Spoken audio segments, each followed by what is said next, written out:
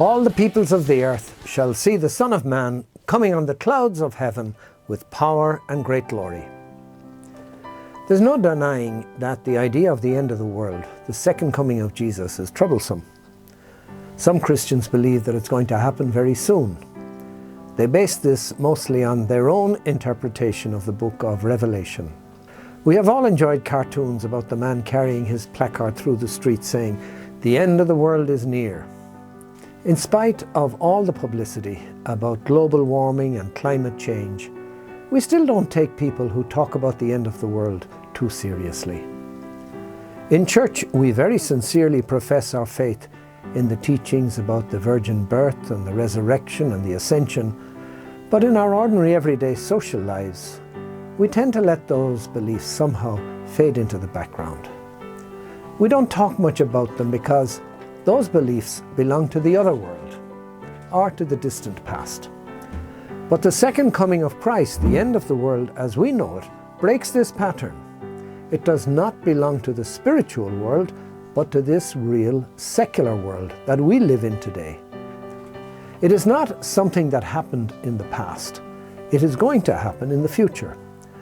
Planet Earth, as we know it, cannot go on forever. And the end is not just going to happen for Christians, it's going to affect everyone, whether they believe in God or not.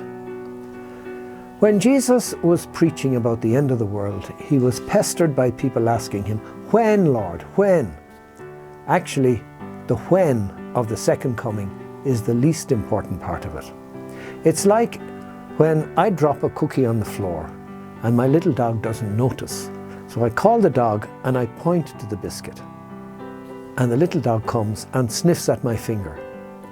Jesus points to the end of the world, and instead of looking in the direction he is pointing, people come to him and ask, "When?" Like my little dog, they're looking in the wrong place. But Jesus did answer their questions all the same. His answer was clear and with authority. He said, "I don't know." There are things that the Father knows and the Son does not. And this is one of them. The intriguing thing is that Jesus was one of us. He knew enough about human nature to know how most people were going to react if he talked about the end. And yet, he talked a lot about the end. That shows that what he had to say was important. What is the end of the world for? Why is it so important to preach it, in spite of the risks of misunderstanding? One answer could be that the end of the world is something we need to be ready for because we do not know when it is coming. But that doesn't mean very much to us because the same thing is true of death, and nobody needs to be ready twice over. Let's think about it like this. My life is a story. It has a beginning and a middle and an end. Everything between the beginning and the end, every event, every time of life gets its meaning from where it fits into the shape, into that story. The life of Jesus was a story too. His last words, spoken from the cross, according to St. John, were not, "It is finished," but "It is completed."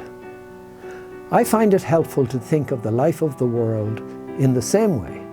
The second coming does for the life of the world as a whole what death does for our lives as individuals. It gives it shape.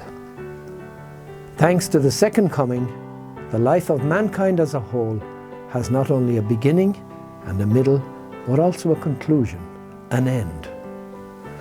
Like any dramatic surprise, the second coming will not shatter our story, but fulfill it and bring out its true and proper meaning.